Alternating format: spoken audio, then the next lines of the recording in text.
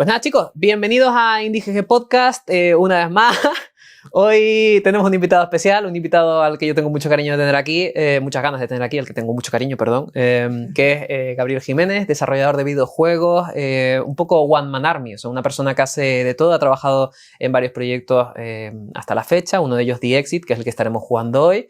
Desde productor, programador, diseñador, un poco de todo. De hecho, hasta las animaciones del juego las hace él con su traje de captura de movimiento. Bastante guapo eso.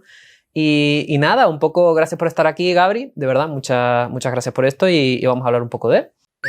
Vale, David, gracias por invitarme. Es lo que se dice, ¿no? Siempre ahora como que hay como que volver a agradecer el estar aquí, ¿no? Nada, Gaby, ¿dónde sale? Pues a ver, yo soy un muchacho de aquí de Canarias que, bueno, pues creció jugando videojuegos, como no, y que desde pequeño pues estuve interesado pues, en el mundo de los videojuegos tanto como para pensar que de grande quería ser desarrollador de videojuegos. Entonces, el momento en el que yo decido hacer videojuegos realmente viene un poco desde pequeño, pero a lo largo de la vida van pasando cosas que te van alejando un poco de ese camino, ¿no? Y bueno, tenemos que pensar que en aquella época no había tanto acceso a formación aquí en Canarias para desarrollar videojuegos y tal. Y como estaba un poco pelúa la cosa, dije, bueno, pues como no tengo mucha idea de cómo se hace, voy a dedicarme a hacer cine, que al final por ahí puedo contar mis historias también y tengo más acceso a eso que al propio mundo de los videojuegos. Y me metí por ahí. Lo que pasa es que luego, en 2017, descubrí un mundo con que los motores eran más accesibles y demás, y me dio por empezar a probar a hacer pruebitas en casa pues eso, a probar a intentar hacer un videojuego, aunque sea muy chiquitito. Y fue el momento de la TLP 2017, que justo Acadevi publicó un anuncio de que buscaban gente para rellenar la zona indie de ese año y demás. Y me dio por apuntarme. Yo no tenía ni idea de hacer juegos, pero dije, creo que puedo hacer algo chiquitito y apuntarme, tal. Y esa feria fue el momento en el que yo dije, voy a dedicarme a hacer videojuegos, porque llevé un juego muy simplón y resulta que allí a la gente le gustó un montón. Era bastante cutre, yo lo veo ahora y era bastante malo, pero por lo que sea allí gustó. Y claro, ahí yo me replanteé si seguir con mis cosas de audiovisuales o si dedicarme a ese videojuego. Y elegí meterme porque vi que lo que había llevado a esa feria, por muy cutre que fuese, tenía como más tirón que lo que había hecho en el sector audiovisual, ¿no? Haciendo cortos o videoclips o a lo que me dedicara yo antes. Y ese fue como el momento de inflexión de voy a dedicarme a hacer videojuegos. Así que ese fue el punto de inicio. Claro, tú te dedicas, digamos, has entrado en el tema de videojuegos a partir de un mundo que es, ¿no? Empezaste primero con esta parte del cine y has visto que los videojuegos, pues digamos, tenían un impacto en los demás, un poco que resultaban atractivos, en lo que yo sospecho que es un acto de quizás modestia inocente, esto de decir, no, es que mi juego era un juego chiquitito, lo probaron Pero la realidad es que te das cuenta de que, claro, realmente algo que tú has hecho capta la atención de alguien, de un jugador, simplemente en una feria y esto es lo que te anima, que es lo que a muchos nos ha pasado realmente, lo que nos pica, el gusanito ese que nos pica para empezar a hacer videojuegos. Lo que vamos a hacer hoy en la entrevista es vamos a jugar en directo a uno de los juegos que has publicado, que es The Exit. Mientras tanto, Jeray va a estar, digamos, probándolo y iremos hablando un poquito sobre lo que has hecho en el juego, sobre cuestiones técnicas de este videojuego y demás cuestiones, ¿vale? Entonces, en principio ahora mismo todo el mundo tendría que estar viendo The Exit, que básicamente, si quieres, háblanos un poquito de qué va este juego, ¿no? Que es The Exit, y ya Jeray, pues adelante. Yo quiero aprovechar, antes de empezar a jugar, a hacerte una pregunta, porque me parece bastante curioso lo que estabas comentando, ya que has pasado por la parte audiovisual, cine y todo eso. Personalmente, ¿cómo te gusta más? O sea, ¿tú crees que los videojuegos realmente tienen una forma de contar historias que puedan llegar a las personas más potente incluso que una película o el cine en sí? O sea, ¿de verdad puede ser una forma de sustituir, entre comillas, la forma de contar historias? A ver, son medios diferentes y cada uno utiliza su lenguaje, ¿no? Por ejemplo, a mí el videojuego me parece más potente y siempre me ha parecido más potente. De hecho, lo bonito del videojuego para mí es la interactividad en la que tú eres el que vive la historia que te están narrando. evidentemente hay muchos tipos de videojuegos y no todos los videojuegos se centran en intentar transmitir este tipo de ideas, pero los que lo hacen, para mí, tienen más potencia que el cine, porque el cine, tú estás como un espectador y en el videojuego tú estás como un protagonista. Entonces, la manera en la que tú recibes la información del juego, digamos, la manera en la que la vives, mejor dicho, la información que te da el juego, es directamente una información que tú absorbes como propia, mientras que en la película la estás recibiendo a través de un tercero. Entonces, por ponerte un ejemplo, yo qué sé, Metal Gear Solid, ¿vale? Hay un momento en el que te hacen una tortura. El momento de la tortura, tú tienes que apretar muchísimo el botón círculo, creo que era, para resistir la tortura. Es un momento de agobio porque te va bajando una barrita y tú tienes que ir dándole para que la barrita vaya subiendo en vez de llegar hasta el tope de abajo. Y tú sientes tú sientes la tortura. En una película tú no sientes la tortura más allá de lo gráfico o gore que pueda ser la imagen, ¿no? Pero tú no estás viviendo esa tortura. Sin embargo, con un videojuego, a través del mando, sí vives esa tortura. Y para mí bueno, para mí, el medio en lo que se diferencia es en eso, es en la interactividad con lo que estás viendo en pantalla. Entonces, para mí sí que es un medio mucho más potente que el cine, que después es verdad que el videojuego adopta lenguajes para explicarte cosas, tanto del cine como la literatura, la música. Es decir, es como mezclar todo en un solo producto y encima hacerlo interactivo. Entonces, respondiendo a la pregunta, sí, para mí sí que tiene mucha más potencia el videojuego. Y obviamente, diciendo lo mismo de antes, que hay videojuegos y videojuegos. No todos los videojuegos se prestan a hacer esto. Simplemente hay videojuegos que son para entretener simplemente y te lo pasas muy guay, pero no tienen esa intención. Claro, de hecho ahora mismo, precisamente un poco a colación de esto, estamos viendo en directo en el juego cómo, bueno, los primeros 5 minutos del juego son una cinemática bastante interesante de cómo el personaje principal, pues bueno, tampoco por destripar mucho la historia, pero digamos, aparece en una especie de santuario y arrancamos, digamos, en lo que sería el juego. Este timing ni preparado, ¿eh? Entonces, Sí, perfecto. claro, una de las cosas precisamente a razón de esto es como tú precisamente has incorporado ese lenguaje cinematográfico al videojuego desde el punto de vista de un desarrollador. O sea, digamos, tú tienes ahora mismo aquí en DXI lo mejor de cada mundo. No es que seas tú aquí ni mucho menos la primera persona que hace esto. Precisamente estabas hablando del Metal Gear, que es un juego que juega mucho con estos dos puntos. Kojima es un desarrollador que de hecho le gusta, la pasión al cine, como sospecho que es a ti. Y quería preguntarte a razón de esto, un poco, bueno, realmente este juego es un juego que es una especie de juego de aventuras, tiene mucho puzzle, tiene un puntito de sigilo, es como, digamos, no voy a compararlo con otro juego, pero digamos puede ser algo así como, vamos a decir, un Legend of Zelda, digo un Legend of Zelda por encontrar el símil más cercano que se me ocurre ahora mismo, ¿no? Corrígeme si me equivoco, evidentemente, porque no tiene por qué ser así. Pero entonces lo que te quería decir es, claro, la carga cinematográfica que tiene este juego, porque sí que es verdad que yo después de haberlo jugado he visto que tienes muchísimas escenas, además las escenas tienen una riqueza visual muy interesante, los planos están muy cuidados, no es, digamos, una cinemática que harías porque sí, sino todo tiene una intención comunicativa.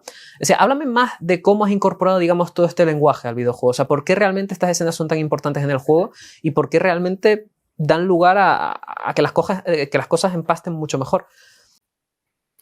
Vale, aquí hay un tema que es que yo, desde pequeño, el tipo de videojuego que me gusta es el que me crea una historia y durante toda esa historia me genera un interés. Entonces, yo puedo jugar muchos tipos de videojuegos, no tienen por qué tener cinemáticas y me pueden gustar mucho esos videojuegos, pero los que más me llaman a mí la atención son los que hacen hincapié en contarte bien una historia, en los que te conectan partes de gameplay con puntos interesantes en los que simplemente tienes que mirar para disfrutar de lo que acabas de conseguir, ¿no? Entonces, mi intención cuando hago juegos, o siempre que intento pensar en un juego, siempre intento meterle el cine dentro porque al final creo que es un medio de expresión que me permite potenciar la parte narrativa del videojuego, porque el videojuego puede tener su propia parte narrativa sin tener que tirar de cinemáticas o de lenguaje cinematográfico, pero me parece que es una herramienta. Todos los elementos que pueden conllevar el cine dentro del videojuego, me parece que es una herramienta que potencia mucho el que tú empatices con lo que está pasando en el videojuego. Y te digo, toda producción que yo intento empezar pasa primero por ver si puedo aplicar ese componente, porque al final es lo que a mí me gusta transmitir. Me gusta, cuando creo un videojuego quiero que se transmita una idea. En el caso de The Exit, pues es la idea del más allá, de la muerte, de perder a alguien y a dónde fue esa persona, cómo narras una historia de muerte bajo un punto de vista simpático, vamos a decir, para que todo el mundo pueda jugarlo, para que no siente mal cuando se habla de muerte, sino que te lo tomes de una manera más positiva, entre comillas, vamos a decir. Pues las cinemáticas te ayudan a empatizar con los personajes del juego, por ejemplo, porque puedes ponerles expresiones con animaciones que en el gameplay son más difíciles de implementar, porque aquí, bueno, tú has programado cosas, David, y sabes que hacer que algo en el gameplay se comporte de X manera lleva mucho trabajo. Y sin embargo, tú metes una cinemática donde haces énfasis en ese tipo de emociones y es mucho más fácil de producir que meterlo en un gameplay directamente, ¿no? Y bueno, es jugar un poco con las herramientas para ver qué quieres transmitir con el videojuego. Y en el caso de The Exit, por ejemplo, como lo que quiero transmitir es una historia de muerte desde ese lado más positivo, de que en este mundo hay alegría, de que la muerte es una parte natural de la vida y demás, pues las cinemáticas ayudan a que sea como más liviano y quizás, bueno, no sé si liviano es la palabra, o más agradable. Ligero, quizás, ¿no? O sea, digamos más sencillo, más digerible, sí, ¿no? hace que te entre de una manera más simpática y eso, a medida que tú vas avanzando en el juego, ir encontrándote con esas cinemáticas como premios, por así decir, de que estás avanzando correctamente en la aventura, pues me parece un aliciente guay a la hora de estar jugando. Pero te digo, porque yo he crecido jugando siempre cosas muy cinematográficas y al final es a donde tiro cuando hago un juego, no tiene mucho más. No, es interesante esto que comentabas, porque al final, o sea, me decías, ¿no? O sea, realmente transmitir una serie de ideas en este caso. Hay una cosa que igual no se está notando tanto ahora en el gameplay, porque digamos estamos en una zona un poquito más lúgubre, pero precisamente el juego tiene un tono, digamos, ligero. O sea, realmente el juego es, para que nos entendamos, el personaje principal es un esqueleto. Uno entiende que el muñeco está muerto de alguna forma. Pero sí que es verdad que según avanzas en el juego, que lo veremos ahora si llegamos, se verá como realmente un montón de personajes con sus personalidades, con un montón de, pues digamos, de fórmulas vivas en las que básicamente percibes que son entidades que, bueno, están muertas, pero en realidad no están mal, ¿vale? Están viviendo como una especie de afterlife muy, muy curioso, ¿no? Y todo eso lo transmites, por un lado, desde el gameplay, porque sí que es verdad que en el gameplay se ve un poco también todo esto que estás contando, pero digamos desde el punto de vista de la cinemática, ¿no? Eso es muy, muy interesante, bastante guay. Y precisamente por eso quería preguntarte, yo no sé si ya le quieres comentar algo, veo que ahora estás con el primer puzzle del juego. Tú me puedes interrumpir en cualquier momento. Ya sabes, Sí, ¿vale? o sea, ¿cómo cojo la caja de arriba? Sí, puedes spoiler Bueno, si quieres. vete al otro lado y tienes la otra palanquita, justo donde pusiste la otra caja. Ah, vale, Ahí la luz, tienes ahora ya, acceso a vale, esa ya. palanca. O sea, la luz esta me quita las plantas. Vale, Exacto, vale. exacto. Que antes palmé ahí, ok. Ah, Vale, y amigo. ahora, pues, si nadas por detrás, Sí, puedes perfecto. acceder a la zona esta de arriba. Maravilloso. Perfecto. Me siento un inútil, la verdad. No, El bueno, es primer normal puzzle porque ya en el pidiendo directo ayuda. esto me pasa a mí mucho, ¿no? Es como este meme, ¿no? Del periodista jugando al juego aquel de las tazas, ¿cómo se llama? El Cuphead, que no era capaz de pasarse el tutorial, pobre hombre. Muy gracioso. Bueno, el caso es que, volviendo al tema, ¿no? Precisamente el juego es un juego ligero, un juego sencillo de jugar, no súper complejo a nivel mecánico, pero hay una cosa que me interesa mucho y tiene que ver con la estética, ¿no? La estética es muy particular porque si te fijas, realmente todo está construido con cubitos. Típicamente esto en desarrollo de videojuegos se llama una estética voxel, ¿no? Voxel es el equivalente, digamos, al píxel, pero en 3D. O sea, básicamente es construir todo. Sí, es súper curioso, ¿no? Porque construye, fíjate que el esqueleto son como cubitos, uno está quedado de aquella forma. Uno podría pensar, por ejemplo, en el Minecraft, ¿no? Que es un poco, no lo mismo, evidentemente, pero digamos, todo el juego gira en torno a esta estética. Y te quería preguntar realmente por qué esta estética, ¿no? Porque yo de lo que te conozco, de las cosas que me has enseñado que has hecho, muchas juegan con este planteamiento de voxel. ¿Por qué? Pues mira, la respuesta es muy fácil, David. Porque sí. La respuesta es que cuando yo estaba aprendiendo a hacer videojuegos, yo no soy artista, yo no soy programador, no soy músico, entonces me encuentro con un programa donde todo lo que tienes que tener para tener un videojuego tienes que meterlo desde fuera. Entonces, ¿qué pasa? Que si no eres artista, ¿cómo voy a meter diseños en 3D, modelos en 3D guapos, ¿no? Que resalten, como los que veo yo en los juegos que suelo jugar, ¿no? ¿Qué pasa? Que llegó un momento en el que yo me encontré con este estilo artístico, con el voxel, y la herramienta para crear este estilo artístico era muy fácil de usar. Hasta yo, que no sabía, podía usarla. Y claro, yo siempre soy un tío que dice, pues si esto es lo que tengo, con esto voy a cocinar. O sea, si estos son los ingredientes, voy a hacer con lo que tengo el producto final, ¿no? Y así empezó, empecé a hacer pruebas, vi que hice el primer esqueleto, vi que le podía meter rigging, ¿no? Los huesos para poder meterle animaciones de motion capture. A eso ya fue lo que me abrió a mí la mente. Y bueno, pues eso, vi que habían posibilidades. Y entonces lo que dije fue, vale, no es un estilo que yo domine, porque yo no suelo jugar juegos en voxel, pero esto seguro que tiene un público y a lo mejor puedo ofrecerle algo a ese público que no se haya hecho. Y dije, bueno, pues voy a buscar qué tipo de juegos hay en voxel y tal. Y dio la situación de que todo lo que había era como muy simplón. ¿Sabes? Eran juegos que están guay, pero son muy simples a nivel visual, muy simples a nivel de gameplay. Y entonces se me ocurrió la idea de hacer como la primera. Esto lo busqué en su día, me percaté de que no existiese, y entonces vendí un poco el proyecto como la primera experiencia voxel cinematográfica. Y esa era la coletilla que yo utilizaba como para darle una identidad al proyecto, ¿no? La primera aventura de voxel cinematográfica, porque eso yo buscaba y no existía. Y entonces me quedé con la idea de que podía hacer algo diferente con el voxel dentro del género. Y opté por seguir para adelante con el voxel, porque después yo me junté a trabajar con otra gente y dominaban otros tipos de arte, pero esto ya estaba elegido, o sea, ya era ir para adelante con el voxel.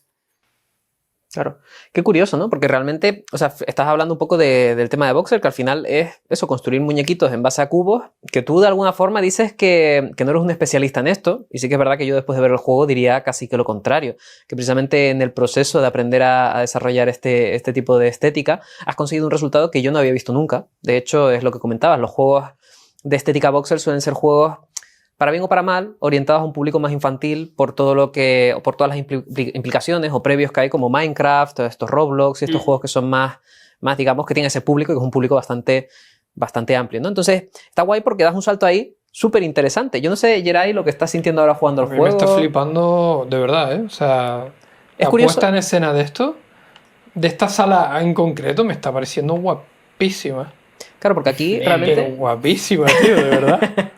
Claro, es que aquí hay muchos juegos, ya no solo con únicamente la estética voxel, sino el contraste, la disonancia que te da este tipo de iluminaciones, estas nieblas, o sea, todo el juego, o sea, si esto fuera un juego voxel estrictamente hablando, o sea, solo hubiera voxel y ya está, pues sí que es verdad que se vería un poco más vacío, pero realmente el momento en el que le metes estas decoraciones, ¿no? E incluso las animaciones que tienen los muñecos, que son realistas, porque ahora hablaremos de ellas, son hechas con mocap, o sea, con un traje de captura de movimiento. Realmente lo que da es como una riqueza visual muy, muy amplia, ¿no? Yo creo que eso lo ha jugado súper bien el juego. Sí, es que literal era el objetivo. De hecho, acabas de decir lo del tipo de modelado que tiene, y es que una de las cosas que cuando empecé a trabajar con el equipo y tal, era que en lo que al arte respecta, había como que intentar siempre hacer modelos complejos, ¿vale? No modelos lisos ni tal, había que hacer modelos con eso, con relieves, con bajo relieve, o sea, que se note que es algo que parece como si intentáramos imitar algo que es real, pero con cubos.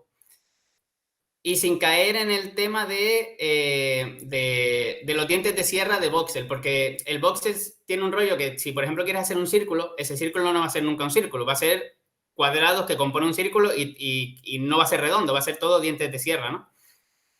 Pues había que evitar un poco eso para que se saliese un poco de la estética general del voxel. O sea, el meter la iluminación volumétrica viene de eso también, de darle una ambientación que no existía dentro del voxel. O sea, todos los elementos que hay dentro de lo que puedes ver ahora mismo en la imagen están pensados para que destacase dentro de lo que era el género del voxel. Vale, un poquito saliendo ya de lo que sería la parte más artística del juego, que bueno, que ya sabemos que es bastante interesante. De hecho, aquí Geray sigue jugando al juego de forma intensa, hay un montón de efectitos, un montón de cosas bastante chulas.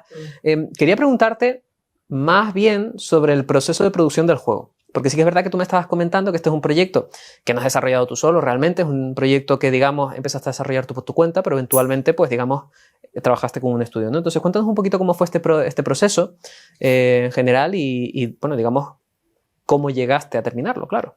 Pues mira, dentro de la trayectoria de empezar a hacer juegos para comprender cómo funcionaba el motor Unity, en mi caso fue Unity porque intenté poner Unreal en mi ordenador y no iba. Entonces era un ordenador muy, muy simplón, era un ordenador de ofimática realmente. Y Unity me lo tiraba bien y Unreal no iba. Entonces, pues bueno, si Unity es lo que tengo, voy con Unity. ¿Qué pasa? Que yo hice como un par de proyectos. Después de esa TLP 2017 me preparé un proyecto para la siguiente TLP, para ver si podía mejorar y dedicarme de verdad al tema del videojuego. Ahí formé como una especie de grupito de amigos y tal que me ayudaron con ese pequeño proyecto. Y luego, en paralelo, porque yo siempre estoy haciendo cosas, empecé a formar este proyecto, el de The Exit. ¿Qué pasa? Que fui a la TLP, llevamos ese proyecto con el grupo y tal, y bastante guay, no sé qué, pero el grupo se termina como disolviendo, ¿no? Y entonces yo me quedé pues haciendo solo este proyecto y o sea, lo que hice fue retomarlo en mis ratitos y ponerme con el proyecto este. Y lo presenté a lo de los PlayStation Talent de 2018, a los premios, ¿vale? Esa fue quizás la mejor decisión que hice, porque en base a esa decisión conseguí llegar a ser finalista dentro de esos premios, pasé primero un proceso de semifinalista y demás. Y en ese proceso de semifinalista tenía que ir a Madrid, a la Madrid Games Week, y pues, con los otros concursantes, ¿no? Y en esa Madrid Games Week fue donde conocí a los muchachos con los que luego estuve trabajando en este juego. Ellos me enseñaron su proyecto, yo les enseñé el mío y tal, y el mío pues les gustaba un montón, porque encima habían visto el tráiler que yo había subido a internet y tal, y ya les había llamado la atención. ¿Y qué pasa? Que se acaba esa Madrid Game Week, tal, bla, bla, bla, y yo me quedo un poco como en el aire porque el proyecto era muy grande y yo estando solo y sin conocimiento todavía de cómo hacer bien un juego. Sí, porque, perdón que te interrumpa, realmente este es el primer proyecto profesional al que te enfrentas, si no me equivoco. Sí. Eso es lo que es brillante. A mí me parece brillante eso. Me vi que no era muy grande y yo no tenía tantos conocimientos, y entonces lo que hice fue como apartar el proyecto lo guardé como en una especie de cajón para retomarlo más adelante cuando yo pudiese moverme un poco mejor con las herramientas, ¿no? Para hacer el juego. Y ahí pues yo empecé a crear otro proyecto aparte, más chiquitito, que sí me podía permitir. ¿Qué pasa? Que a principios de 2019 me contactan los amigos estos que había hecho y me proponen de hacer The Exit juntos. Lo vamos hablando tal y a lo largo del año, creo que fue como a mediados o casi a finales, ya decidimos como, venga, vamos a hacerlo juntos y tal. Y a partir de ahí fue cuando ya Dixit, digamos que entró dentro de una preproducción en la que preparamos una demo para enviar a Publisher. Bueno, preparamos una demo. Era la demo que yo tenía, pero ultra vitaminada, ¿vale? Con los conocimientos de ellos, con programación de verdad y con mejoras en el arte, que aún así yo a día de hoy veo esa demo y digo, ño, con esta demo nos compraron, tío. O sea, a día de hoy la ves y es bastante cutre, pero funcionó, en su momento funcionó. Y a partir de ese momento fue cuando realmente el proyecto despegó, después de unirme yo a los muchachos de Sunbloom, que son con los que estuve trabajando hasta este año, hasta que se disolvió el equipo. Claro, es que esto que comentaba es súper interesante porque realmente, de hecho esto me ha pasado a mí, yo creo que le ha pasado a cualquier persona que empieza a desarrollar videojuegos. El primer juego que haces, por muy bien que intentas hacerlo, si lo ves años después, te da vergüenza. O sea, pero te da vergüenza, esto es como quien coge y ve sus dibujos de pequeño. Sí. O sea, qué gracioso, pero en realidad este niño es medio tonto, ¿qué le pasa? O sea, entonces un poco ocurre eso. Claro, en el caso de Gabri, yo creo que veis este juego, veis la demo que él dice que ahora la ves y tal, pero si no tienes un conocimiento técnico, digamos, si no entras a desgranarla en su mínima expresión, pues es brillante igualmente, quiero decir, bastante interesante. Entonces, claro, hay una cosa que te quería preguntar precisamente a razón de esto, ¿no? Y es, claro, tú arrancas con todo esto pues precisamente a razón de una TLP, a razón de un evento al que llevas un juego a presentarlo. O sea, digamos es lo que te siembra el gusanito, y después comentas que no, claro, es que fuiste a otro evento, presentaste aquello en los PlayStation Talent, ¿no? Los premios PlayStation Talents. Y aquí lo que te quería preguntar es, ¿cómo de relevante? Claro, porque hay mucha gente que nos estará viendo que hace videojuegos también. ¿Esto es realmente importante? ¿Esto de ir a eventos, conocer gente dentro de la industria de cara a crecer como desarrollador? ¿O uno puede coger y encerrarse en su casa y ya está? Y el juego de repente se vende solo. Una pregunta capciosa. Mi recomendación es que salgas de tu casa. Por todos los motivos posibles, ¿no? Pero... O sea, yo, mira, por ponerte un ejemplo, con el proyecto que estoy haciendo ahora, yo llevo desde abril hasta ahora desarrollando el proyecto nuevo y mi intención es que a partir de enero lo único que voy a hacer es salir de casa, a eventos y a cosas porque es donde realmente le vas a dar vida al proyecto. Si yo no llego a ir en su día, es que tú piensas una cosa, yo me presenté a eso de los PlayStation Talent yo no tenía nada. O sea, yo no tenía ni siquiera la demo. O sea, yo hice un vídeo falso. Y cogí y me presenté como si el juego existiese. Se ve la verdad. No, yo desde que lo presenté así, yo siempre lo he contado. Entonces, si yo no llego a hacer ese vídeo falso y no me dicen, oye, que por lo que has presentado del vídeo, la documentación y tal, eres semifinalista, yo nunca habría dado el paso a hacer esa demo que habrían visto los muchachos que conocí en Madrid y que habrían hecho que el proyecto sea lo que es hoy. Entonces, recomendación, sí, trabajar para ti está muy guay, pero tienes que ir a sitios y conocer gente que te pueda facilitar cosas, porque si yo no lo hago, yo no habría llegado a donde estoy ahora. ¿No?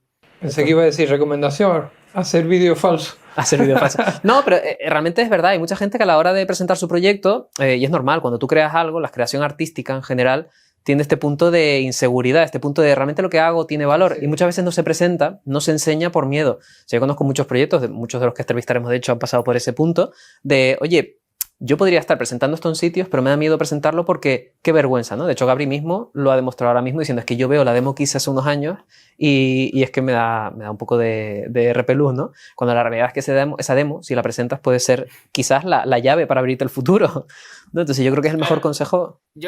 Una cosa que voy a decir es que dentro de lo falso que puedas hacer con un vídeo o con una demo falsa, al final tú al presentar eso lo que haces es validar si el proyecto tiene tirón o no. Es decir, yo hice un vídeo falso, resulta que tuvo buenas respuestas y entonces me puse a hacer el proyecto. Si el vídeo hubiese tenido una respuesta mala, yo no me habría puesto a hacer este proyecto y seguramente habría cerrado y me habría puesto a hacer otro. Pero resultó que fue buena. Y de hecho, mira, aproveché lo de los premios estos de PlayStation para que encima tuviese visibilidad, porque a mí no me conoce nadie, yo voy a subir un vídeo a internet, ¿quién lo va a ver? Aproveché que salió lo del concurso y dije, mira, mínimo, con ellos alguien lo va a ver. Y es como aprovechar la oportunidad y luego ya encaras los problemas. Claro.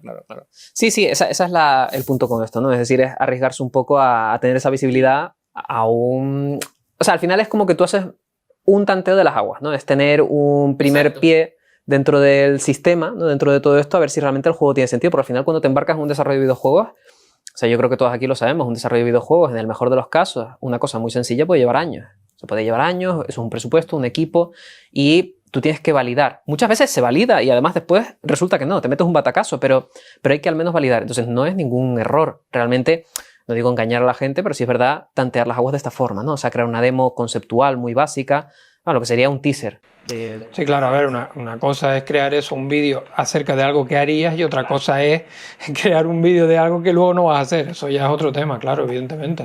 Exactamente. Muy bien, perfecto. Pues quería preguntarte, ya digamos, quizás desde el lado de ser un estudio pequeño, o sea, todo el proceso de producción, porque al final son años de trabajo, de todo ese proceso, ¿qué retos? O sea, The Exit, ¿hubo algún momento que fue complicado? ¿Hubo algún momento crítico en el desarrollo? ¿Hubo algo que dijeras, esto que está pasando aquí no sé cómo resolverlo? Pues esto lo he visto yo en algunos proyectos, ¿no? Que a veces te atascas con algo y no sabes cómo salir adelante, ¿no? Háblanos un poquito de ese proceso en general, ¿no? Digamos de lo que fue el desarrollo y si hubo algún momento realmente que tú dijeras, ¿para qué me meto en esto? Vale, yo te voy a hacer una pequeña corrección, David, porque la pregunta no es si hubo un momento difícil, es si hubo algún momento agradable. Exactamente. Vale, cuando yo entré a trabajar con la gente de Sandbloom, ellos habían hecho ya un proyecto bueno, habían hecho varias cosas y ellos hacían también cosas para terceros, creo, algún servicio. Pero habían hecho como un proyecto chiquitito, era un juego, se llamaba Emma. Y yo, por mi parte, había hecho cosas muy chiquititas. Nunca había hecho algo tan grande como lo que quedó finalmente siendo este juego, ¿no? ¿Qué pasa? Todo el proceso que fue desde 2020 hasta 2023, que fue cuando estábamos con el publisher ya, fue un proceso de tener que encarar entregas, porque al final el publisher te va pagando la producción del juego y tú tienes que ir entregando un material, ¿no? Pues todo el proceso fue un poco infierno. Sí, es verdad que había un poco de márgenes en los que íbamos más sueltos, pero fue un proyecto. Dixit creo que es un proyecto, The Exit, bautizado luego con Handy Games. Creo que fue un proyecto en el que todo el equipo estuvimos todo el rato aprendiendo cómo solucionar cosas. Porque el tipo de problemas que te da un proyecto como este no es el tipo de problemas que te da un proyecto más pequeño en el que todo lo tienes como un poquito más controlado. Aquí saltaban fallos por muchas partes, ¿vale? Entonces, claro, yo hasta que no terminé el proyecto no dejaba de ver cómo solucionar cosas que no sabía por qué estaban fallando. Y fue bastante... es que fue bastante duro poder terminar este proyecto, fíjate lo que te digo, porque fue un camino de todos los días trabajar muchísimo, para al final llegar a un resultado que a lo mejor ni siquiera estabas como tan contento porque no era la idea original que tenías para esa parte concreta del juego, ¿no? Pero bueno, al final salió bien, pero sí que fue un desarrollo bastante duro el hacer este juego. Cosas técnicas malas del juego, el voxel, ¿vale? El voxel es un estilo gráfico que es muy fácil de producir. Como modelo 3D puedes hacer un modelo muy rápido, muy fácil, pero la optimización del voxel para videojuegos es un calvario. Y uno de los mayores retos dentro de hacer que el juego funcione, sobre todo en consola, es que la geometría casase con lo que puede mover la consola en sí. Y de hecho, el juego iba a salir para Nintendo Switch y no salió. Porque la Switch no lo podía mover. Uno puede pensar que unas figuras simplificadas como los voxel puede ser algo... Esto es lo que pasa con el Minecraft, ¿no? Por ejemplo, que uno ve el Minecraft y dice, el Minecraft lo podría correr una tostadora. Y la realidad es que no. La realidad es que hay muchas cosas a tener en cuenta en términos de optimización. Y el voxel tiene un problema muy curioso que me lo contó Gabriel en su momento. Si quieres lo explico yo, lo explicas tú lo que prefieras. El tema del... Puedes decir si quieres, me da igual. Es una cosa muy curiosa y tiene que ver con cómo realmente tú cuando representas una malla en un videojuego, lo que sería un cuerpo 3D, se divide en triángulos, ¿no? Porque claro, los voxels son cubos.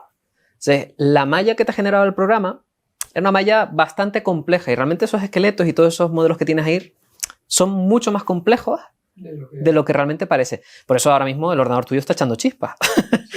Porque realmente está a todo trapo con un montón de modelos cargados. Y esto es lo que a veces puede ser un problema técnico que tú no has tenido en consideración, ¿no? Precisamente por esto te lo preguntaba, ¿no? A lo largo del desarrollo y de repente en el momento más crítico del proyecto te salta en la cara y te explota. Y ahí es donde tienes un problema realmente, ¿no? Porque de repente no tienes ancho de banda para dedicarte a arreglar ese problema que no has considerado. Esto suele ocurrir, evidentemente, en desarrollos noveles, pero también en desarrollos de alto presupuesto. En los AAA se suelen encontrar este tipo de problemas que de repente has estado años trabajando de una forma y... ¿Y ahora qué hacemos? Entonces, al final, yo entiendo que ese puede ser una de las problemáticas que os encontrasteis, ¿no? Que es lo que estabas comentando, ¿no? La complejidad técnica a la hora de... Sí, a nivel técnico diría que eso fue lo más complejo y a nivel de desarrollar el juego en sí fue pues eso, la dificultad de los problemas que iban saliendo durante la producción y que hay que partir un poco de la base de que en mi caso era como el primer gran proyecto de verdad y muchas de las cosas que tenía que hacer dentro de mis labores era la de ir aprendiendo cómo hacer esas cosas. O sea, por ejemplo, yo tenía que montar las cinemáticas y para mí este proyecto fue como el proyecto donde aprendí a hacer bien cinemáticas en un entorno virtual como un motor de videojuego, ¿vale? Y eso sí lo saco en positivo, que todo ese trabajo duro me sirvió para que a día de hoy yo tenga unas habilidades que a mí si me dice, venga, hazme una cinemática de algo, no tardo en montarte algo complejo de una manera sencilla. O sea, y en esa parte sí que estoy como agradecido, entre comillas, con el proyecto, porque le dediqué muchas horas, pero sí que mientras estaba trabajando en él y tienes unos plazos de entrega y demás, agobiaba bastante. Hombre, a ver, eso es lo bueno al final, ¿no? O sea, es la experiencia que ganas con este tipo de proyectos. Ahora, precisamente la pregunta que te quería hacer iba bastante en esa línea. Geray ya ha terminado un poco de jugar al juego. No sé si quieres comentar un poquito la experiencia en general. Ahora pasamos a eso. Te quería comentar, ¿qué cambiaría? O sea, si tuvieras que empezar, o sea, si fueras un joven e inocente Gabri que fuera a empezar de nuevo a desarrollar The Exit, ¿qué cosas cambiarías a la hora de enfrentarte al proyecto?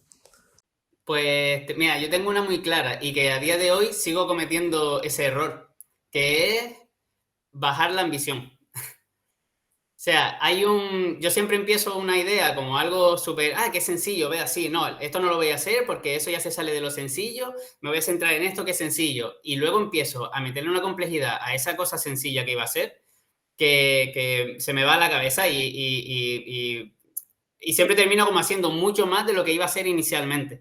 ¿Qué pasa? Que mientras lo estoy haciendo digo, ahora sí estoy a gusto con lo que tengo entre manos. Pero poniéndote otra vez el ejemplo del juego que estoy haciendo ahora, el juego que estoy haciendo ahora iba a ser una cosa mega sencilla y ya tengo ahora mismo una película nueva o sea, ya es una cosa totalmente diferente que coge las bases obviamente, de la idea original, pero ya no se basa en la idea original, ya es otra cosa nueva y ya me invento una historia. No iba ni a tener historia, pues ya tiene una historia, ya tiene unas cinemáticas planteadas y producidas, ya tiene, bueno, que al final siempre se me va la mano con eso. Y es un error que yo sé que debería mirarme, pero si tuviese que ir al pasado o si tuviese que decirle a alguien, oye, controla esto, sería eso de ponte bien la meta, porque es muy fácil salirse de esa meta. O sea, si la meta es esta, intenta quedarte ahí. Y empiezas a producir otras partes del juego, lo que sea, pero no empiezas a potenciar todo lo que vas haciendo porque al final es un queme y nadie se va a fijar tanto en realidad. Yo cuando salió The Exit, miraba los gameplay que subía la gente y tal, y yo decía, va a llegar a esta parte que puse una manzana girada, así. En vez de ponerla recta, la puse girada, jiji, qué loco. Y, y a lo mejor llega la gente y ni siquiera ve la manzana, ¿sabes? ¿Sabes? Que al final lo haces porque tú crees que estás completándolo de una manera más satisfactoria para el jugador y el jugador ni se va a coscar de ese detalle. Entonces, pues eso, rebajar un poco las expectativas de lo que vas a hacer con el proyecto e intentar ceñirte a esas expectativas. Sí, quizás la clave es lo último que has dicho, o sea, ceñirte. O sea, tú tienes que tener un plan, o tiene que parecer que hay un plan, y tienes que intentar mantener ese plan a lo largo del tiempo. En relación a lo que has dicho de la manzana, te corrijo un detalle, y es, si tú pones la manzana girada, cuando llega el tío ni le importa, y pasa de largo. Como no pongas la manzana girada, el tío lo va a ver. Ahí es donde está la clave de hacer videojuegos. O sea, el punto en el que... Tantos años. No, pero quiero decir, el punto es que muchas veces tú dedicas mucho tiempo a hacer una feature, algo muy sencillo, o sea, algo que visualmente pueda aportar algo al juego, que todo el mundo da por sentado, pero si no está, todo el mundo se da cuenta. Vamos, como que está bien hecho porque nadie se da cuenta, ¿no? Exactamente, esa es un poco la clave. ¿No? Sí. Es que hice un cronómetro que va hacia atrás, pero haciendo no sé qué, y los números se mueven para arriba, a nadie le importó. Pero si no lo pones, IGN te quita un punto en la nota final, ¿no? Entonces es un poco la clave con esto. Que ya que menciona lo de IGN que te quita un punto, para ustedes, los que hacéis los juegos, o sea, ¿cuánto es de importante realmente? Esto no tiene nada que ver realmente con lo que estamos hablando, pero ¿cuánto es de importante la valoración que te pueda dar una revista? Un medio. Bueno, a ver. En mi caso es raro darte una valoración porque Dixit no tuvo marketing, entonces salieron muy pocos análisis, el publisher no se curró la parte del marketing que tenía que currarse básicamente, y las notas de esos análisis no son malas, está entre 8, 9 y 7. Pero como son tan pocos análisis y son de medios tan chiquititos, no los lee casi nadie y el que lo lee a lo mejor lo ve, tal, ok, vale. Pero no tengo yo una sensación de, qué pena no haber tenido un 10 porque habría vendido más. Porque el problema no es ese, el problema es que no hubo marketing del juego. Dentro de lo que cabe con lo que hemos vivido, las notas, yo pensaba que las notas iban a ser inferiores. Porque cuando estás haciendo un juego, estás pendiente de todos los errores que estás escondiendo realmente. Estás pendiente de, hostia, que no pase. A lo mejor yo estaba viendo un gameplay y decía, uff, ahí había un bug, por favor, que lo que hice para arreglarlo siga estando y que no falle de ninguna manera. Entonces, claro, yo, teniendo en cuenta el tipo de juego que es, que cada nivel te da una mecánica nueva, que tal, que se siente un poco bastante completo en ese sentido, pero que a lo mejor el gameplay es lento, es demasiado narrativo a veces. Yo pensaba que las notas iban a ir un poco más hacia abajo, en plan 6, 7 como mucho.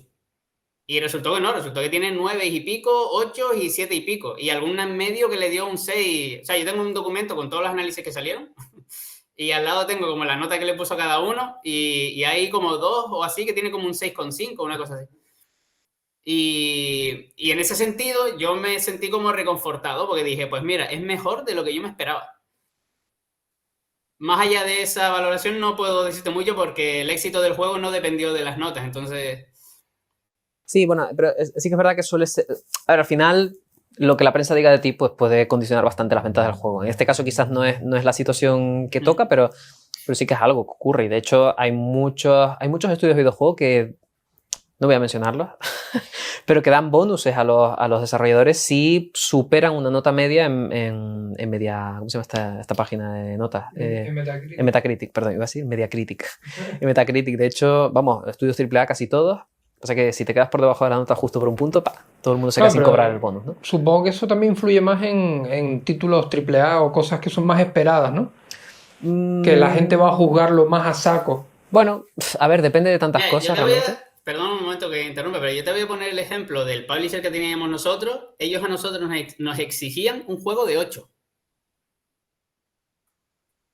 Así, tal cual te lo estoy diciendo. Ellos exigían que el juego... Ellos no querían tener como juegos que estuviesen por debajo del 8 porque sus cosas de publisher. No entiendo el por qué es, pero ellos tendrán sus motivos. Pues ellos nos decían, no, es que esto tiene que ser un juego de 8, tiene que ser un juego de 8. Al final nosotros nuestra parte la cumplimos, porque las valoraciones fueron de 8, 9, 7, 7, bueno, por debajo, pero está ahí.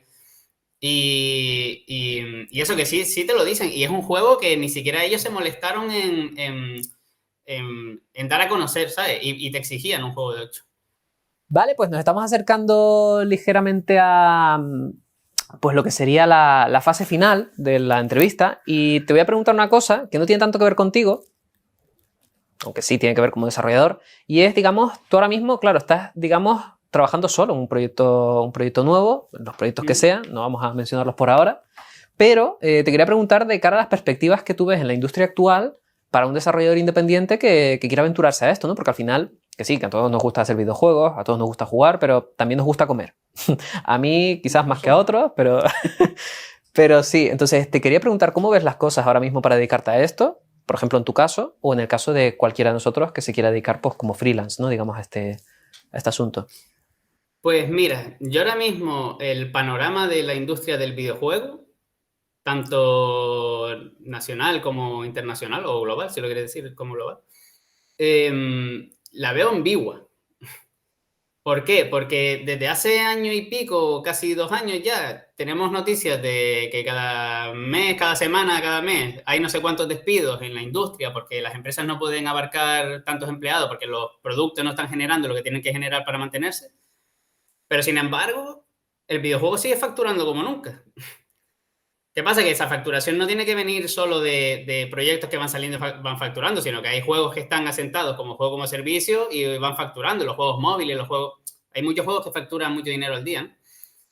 Entonces, ¿qué pasa? Yo ahora que estoy trabajando solo, yo estoy trabajando solo, pero es verdad que a veces tengo ayuda de un compañero para cosas de programación. Lo digo aquí para que no se me quede fuera, que él también que él me está ayudando a veces. Pues yo, viéndome solo, la verdad es que yo me siento un poco, con el proyecto este, como que me la estoy jugando un poco. En el sentido de, yo lo estoy formando, ya hay gente que ha podido probar lo que tengo hecho y ha resultado que gusta, pero yo siento que me lo estoy jugando porque luego, cuando llegue la hora de vender el juego, yo no sé lo que va a pasar. O sea, yo no tengo una visión ahora mismo de sí, tengo que hacer esto porque aquí es a donde está yendo el mercado. No, porque cada semana sale una noticia de algo que te rompe la expectativa que tú tenías. Y decías, hostia, pues menos mal que no me metí ahí. O, ¿sabes? Entonces no tengo como una visión concreta del panorama de la industria ahora mismo. Entonces no sabría muy bien qué decir. Yo creo que mucha gente que está como abandonando los estudios, ya sea por despidos o porque deciden irse o lo que sea, si se quieren seguir metiendo en el tema del videojuego, yo creo que lo que intentarán es formar algo para ellos mismos, ¿sabes? Como algo propio con el que intentar producir y generar ingresos y seguir produciendo y que le siga retornando ese pequeño ingreso. Pero dudo que haya como un grupo de gente top que diga, vamos a formar ahora nosotros nuestra empresa de 50 personas que somos. No, ¿cómo se dice? El estudio de veteranos de, exacto, dudo que se vayan a juntar grandes grupos a hacer un superproducto porque yo ahora mismo no veo como hueco en la industria para eso. Creo que la industria está ahora más por hacer cosas más pequeñas que cuesten menos dinero de hacer y que les dé un dinero más inmediato para poder seguir produciendo cosas pequeñas. No sé hasta cuánto va a durar esto. Esto puede durar 2 años y medio, todavía 2 años hasta que se estabilice un poco el tema del mercado. No lo sé. Es que salen muchos juegos al mes y a la semana. Entonces, ¿cómo generas tus ingresos con tu juego con tanta competencia? Es un poco complejo. Entonces, no tengo una respuesta concreta, Sí, en bueno, realidad. ni tú ni nadie realmente. O sea, la realidad, esto lo hemos comentado alguna vez tú y yo, o sea, todos los aquí presentes de forma múltiple. Y realmente es que es eso, es que realmente tenemos una industria que sí, que ha sido siempre creciente, pero hemos tenido cada vez más juegos que se están produciendo porque cada vez hay más gente que sabe hacer videojuegos, cada vez más accesible a hacer videojuegos. Tú piensas que cada día se está formando un montón de gente en desarrollo de videojuegos, cada vez hay, o sea, ya no hay tanta gente, o sea, el crecimiento de gente que está comprando juegos empieza a converger, porque ya no hay tanta, o sea, digamos ya el videojuego ha llegado a donde tenía que llegar. Entonces, al final, ahora tiene que empezar a establecerse el equilibrio de quién está arriba, o sea, quiénes son esas superproducciones, y después esos desarrolladores más pequeñitos que tienen ese margen para decir, lo que decía Gabriel al final, producciones que tienen un tiempo de desarrollo corto y que a mí como estudio de 2, 3 personas, de una persona solo, me da para comer bien con esto. Entonces, al final yo creo que va por ahí la cosa, ¿no? O sea, eventualmente llegaremos a ese punto, pero ahora mismo estamos en una parte de turbulencias y cuando alguien se empieza a dedicar profesionalmente a videojuegos, precisamente en estas fechas, es cuando va a empezar a ver esta cosa de cuidado porque no sabemos por dónde va a tirar la cosa, ¿no?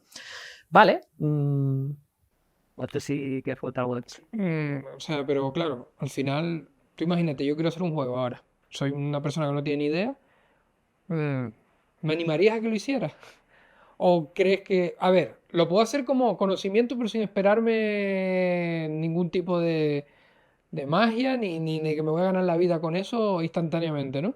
Yo creo que si tú quieres hacer algo, hazlo. O sea, te vaya a dar a ti luego o no una remuneración.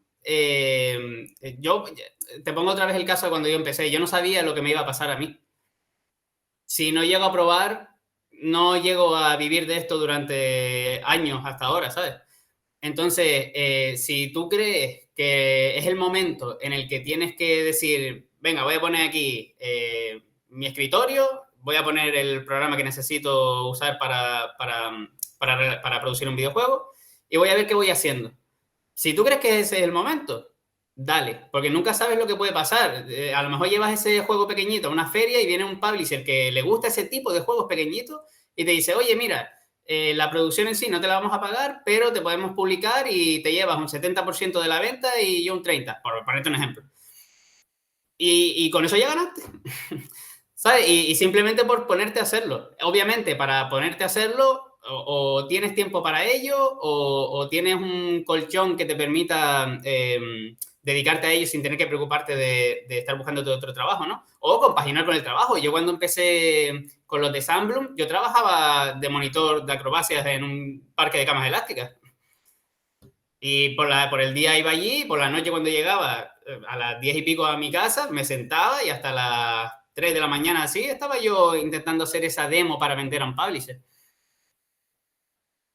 Es un poco como te vayas viendo, en verdad. ¿Sabes? Te lo digo aquí, pues si te la pregunta, pero en general, el que esté viendo, que si cree que es el momento, que nunca es tarde Sí, es como un poco siempre es el momento y no lo es. Quiero decir, al final, de hecho, a ver, en España, en Canarias concretamente, la mayoría de empresas que se dedican profesionalmente a desarrollar videojuegos dan servicio también. O sea, dan servicio a terceros porque eso es lo que los mantiene vivos de alguna forma, ¿no? Servicios tanto de publicidad como de desarrollo de videojuegos para terceros, o sea, etcétera, etcétera, ¿no? De hecho, mismo Gabriel lo decía antes con Sandbloom, si no me equivoco, que ellos también daban servicio a terceros. Cuando eres pequeño, una de las formas de sobrevivir va por ahí, ¿no? Vale, pues yo creo que por aquí podemos empezar ya a wrap up, o podemos empezar a cerrar todo esto. Y yo no sé si te lo había dicho, pero si no te fastidias, y es que de entrevista a entrevista, a cada entrevistado, le estamos pidiendo que nos haga una pregunta para el siguiente entrevistado. Entonces, el anterior entrevistado en este caso fue Avi Light, y concretamente David Martínez, David Light, nos propuso que te hiciéramos la siguiente pregunta, que más o menos la respondiste al principio en realidad, y tiene que ver con... Tú te has dedicado ahora a hacer videojuegos, ahora digamos te estás dedicando a hacer videojuegos, venías efectivamente del cine y todo esto, y dijiste, bueno, hice un pivote, ¿no? Pivote a videojuegos porque me da unas herramientas muy buenas para contar historias y para, digamos, desarrollar lo que quería contar. Pero la pregunta es, ¿por qué videojuegos concretamente? O sea, concretamente ellos me preguntaron, ¿qué videojuego, si jugaste a videojuegos en algún momento, algún videojuego te tuvo que decir, vete por aquí, ¿no? A lo mejor hubo algún videojuego que probaste en algún momento que te dijo, oye, quiero dedicarme a hacer videojuegos. Sí, sí, o sea, a mí todo el que me conoce sabe que Metal Gear es la saga que me hizo meterme en los videojuegos. Y esto es, ¿cómo decirte? Yo empecé a jugar con la Sega Saturn, realmente, ¿vale? Empecé a jugar de niño, me acuerdo que primero la tuvieron mis primos y mi hermano y yo, mi padre le decíamos, cómprala, por favor, cómprala. Y con la Sega Saturn pues era jugar a Sonic y ahí el videojuego era como que un medio de entretenimiento, me encantaba Sonic, o sea, era como wow, o sea, qué velocidad, qué guay los escenarios, tal, me encantaba. Pero yo no tenía como la necesidad de quiero hacer esto, ¿sabes? Yo no tenía, simplemente jugaba y me lo pasaba guay. Pero en la época de la Play 1, cuando jugué ya pues Metal Gear Solid, los Silent Hill, juegos que eran más peliculitas. Pero específicamente el Metal Gear, el primero, fue el que a mí me hizo que me gustase tanto el medio como para yo querer intentar recrearlo. Es decir, de pequeño yo tenía la Play con el juego y tal, y los medios que tenía eran mis muñecos. Pues yo me inventaba historias parecidas con los muñequitos.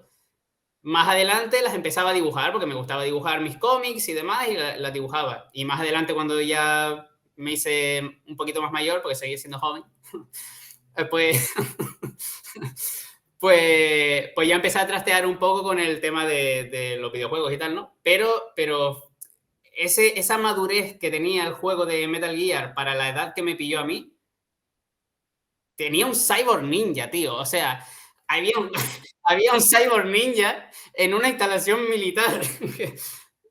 ¿Cómo no me va a hacer clic? O sea, me pareció lo máximo. Y ese fue el juego que yo dije, yo de grande quiero hacer videojuegos. Y de hecho se nota porque la dinámica, digamos, la forma en la que está desarrollado The Exit evoca bastante a este tipo de narrativa, a este tipo de videojuego, ¿no? Que es un juego de acción, en cierto sentido, pero también es muy narrativo, ¿no? Que cuentas una historia, que es lo que le pasa al Metal Gear, ¿no? De forma mucho más convulsa, pero sí, es un buen punto de partida. Genial, pues ahora, después de haber sido agraviado con la pregunta anterior, te toca a ti emitir la siguiente. O sea, ¿qué quieres preguntarle? ¿Qué quieres que preguntemos nosotros, como voces de Gabri, al siguiente estudio al que entrevistemos? ¿Qué quiero preguntar? ¿Y tengo que tener conocimiento de a quién va la pregunta? No vas a saberlo porque no lo sabemos ni nosotros. Vale. Y puede ser una pregunta de cualquier cosa. Hombre, realmente puede ser de cualquier cosa, aunque sería ideal que fuéramos enfocados a videojuegos. Lateralmente, ¿no? Incluso, aunque fuera, ¿no? Vale, pues mi pregunta podría ser, vale, dentro del videojuego, tanto como usuario, bueno, si es desarrollador el que... Sí, son todos desarrolladores, efectivamente. Entiendo que sí, ¿no? Sí. Vale, pues tanto como usuario o como desarrollador, ¿cuál es la mejor o mayor experiencia que te ha dado el sector en sí? Muy buena pregunta también, ¿eh? Muy buena pregunta. Vale, perfecto, pues... La verdad es que yo estoy intentando responderla mentalmente y, joder, hay muchas cosas que decir ahí, ¿no? Sí. No, bueno, pero tú eres jugador también, o sea, al final. Pues nada, genial, pues yo creo que con esto podemos ya cerrar esta entrevista por hoy.